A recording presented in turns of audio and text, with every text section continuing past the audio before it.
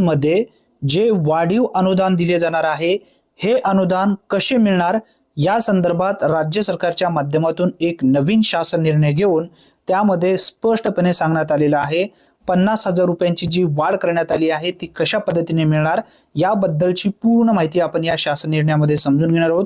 मित्रांनो, हा एक महत्त्वपूर्ण शासन निर्णय आहे। व्हिडिओ जेव्हा संपेल तेव्हा जास्तीत जास्त मित्रांपर्यंत नक्की शेअर करा।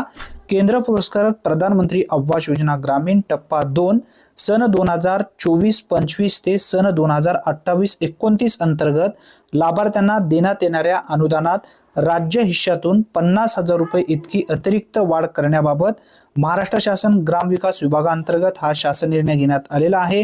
पूर्ण याबद्दलची माहिती आपण यापूर्वी जाणून घेतलेली होती।